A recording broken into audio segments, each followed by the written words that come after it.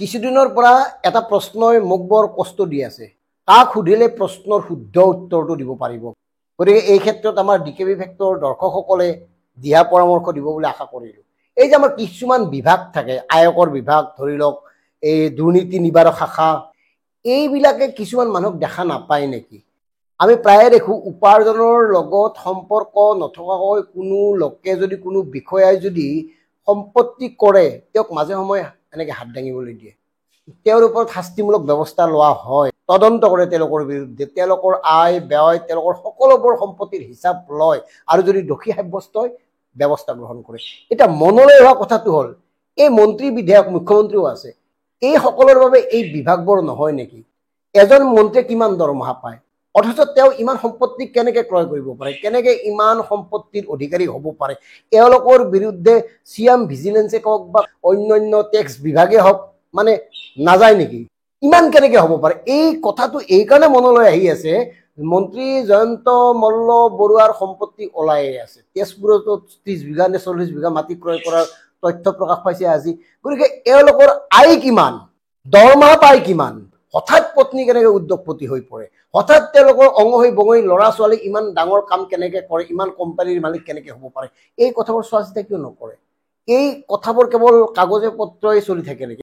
কাগজ পত্ৰ ঠিকে আছে কাৰণে নধৰে, এনেকুৱা হৈ আছে নেকি? মানে মিলাই থৈছে ক'ৰবাত কেনেবাকৈ। যেনে ধৰি লওক জয়ন্ত মল্ল বৰুৱাই কৈছে যে গাখীৰৰ পৰা বৰ বিশেষ লাভ নহয়, অথচ মন্ত্ৰী পত্নীৰ মালিকাধীন ফাৰ্মখনে এটা বছৰত মানে আয় কৰে 16%। কেনেকৈ সম্ভৱ? অথচ মন্ত্ৰীয়ে কয় গাখীৰৰ পৰা লাভ নাই। এই নুবুজা অংকবোৰ তদন্ত কোনে কৰে, এই নুবুজা অংকবোৰ সমাধান কোনে কৰে, এই কথাটোহে মোৰ মনলৈ আহিছে। নিশ্চয় আপোনালোকৰ মনলৈ আহিছে। এতিয়া চাওক, তুলিৰাম ৰাহাং, দেৱলাল গাল্লচা, এওঁলোকৰ বিৰুদ্ধে কোটি কোটি টকাৰ অভিযোগ। তেওঁলোকে বোলে বিশাল অট্টালিকা বনাইছে, কোটি টকা খৰচ কৰি ফাৰ্ম খুলিছে। ক'ত পায়, কিমান টকা উপাৰ্জন কৰে, তেওঁলোকে পৰিষদৰ পৰা কিমান টকা দৰমহা পায়, এই কথাবোৰ জানিবলৈ মন যায়। সুধো কাক? আনহাতে মন কৰক, আপোনাৰ হেমাংগ ঠাকুৰীয়া বিধায়ক, তেখেতেতো বিধায়ক হোৱাৰ প্ৰথম বছৰতে 22 বিঘা মাটি ক্ৰয় কৰিলে প্ৰায় 80 কোটি টকাত। ক'ত পায় তাৰ মানে? দৰমহা কিমান, উৎস কি? এই কথাবোৰ অনুসন্ধান কৰি আমাৰ দৰে সাধাৰণ মানুহ কোনে জনাব? কাৰ ওচৰলৈ গ'লে পাম? এই কথাটোহে মনলৈ আহি থাকে।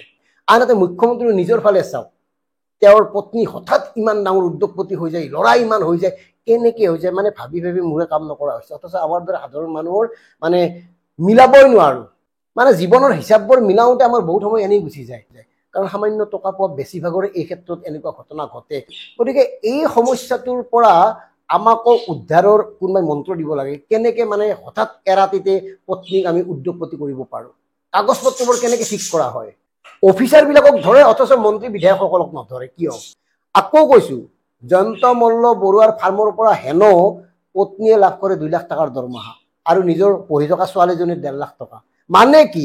সেইকাৰণে প্ৰশ্ন হয়, কলা টকা বগা কৰাৰ কাৰণে মন্ত্ৰী বিধায়কসকলে এই ধৰণৰ কোম্পানী বা প্ৰতিষ্ঠান খোলে নেকি? সাধাৰণ জনতাক 1250 টকা দি এওঁলোকে ব্যৱহাৰ কৰে, অথচ এওঁলোকৰ পত্নীসকলে 50 লাখ টকাৰ ৰাজসাহাৰ্য লয়। তাৰ পিছতো নাতে, তাৰ পিছতো মাটিৰ প্ৰতি ইমান চকু, বিভিন্ন ৰিজৰ্টৰ প্ৰতি চকু, ফাৰ্ম হাউচৰ প্ৰতি চকু, কি কৰিব? আৰু এটা ভাবোঁ, সম্পত্তিবোৰ লগত নিব পাৰিবনে? কাক দি যাব?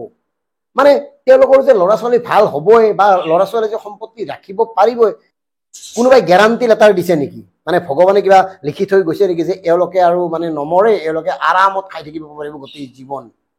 এনেকুৱা কিবা ঘটে নেকি? এই কথাবোৰ ভাবি আছোঁ। গতিকে দৰ্শকসকল, আপোনালোকৰ মনতো এনেধৰণৰ অবান্তৰ প্ৰশ্ন বা অবান্তৰ চিন্তা আহে নেকি? মোৰ প্ৰায়ে আহে। এইকাৰণে আহে, আপোনাৰ আশে পাশে থকা বিভিন্ন ৰাজনৈতিক নেতাসকলক চাওক, তেওঁলোকৰ সম্পত্তিবোৰ হিচাপ কৰকচোন, কৰে কি তাৰমানে?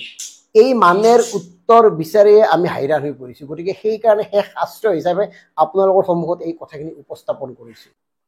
আৰু শেষত সংশ্লিষ্ট বিভাগসমূহকো আমি কৰজোৰে প্ৰাৰ্থনা কৰিছোঁ, এই যে আমি উল্লেখ কৰিলোঁ, এনেকুৱা লোকসকলক অকণমান চাওকচোন।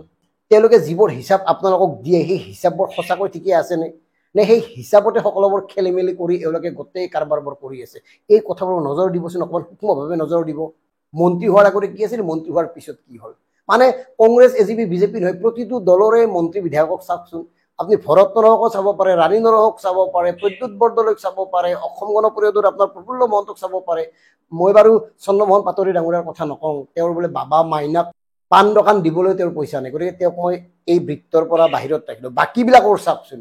গতিকে প্ৰিয় দৰ্শক, এটা কথাই মনলৈ আনিব, এওঁলোকে এই বস্তুবোৰ লগত লৈ যাব নোৱাৰে। এওঁলোকে সাধাৰণ মানুহক প্ৰবঞ্চনা কৰি, অন্যায় কৰি যি ধৰণে সৱে বাৱে নামে বেনামে সম্পত্তি অৰ্জন কৰিছে, সেই সম্পত্তিবোৰ এদিন ধূলিত মিহলি হৈ যাব। ধন্যবাদ।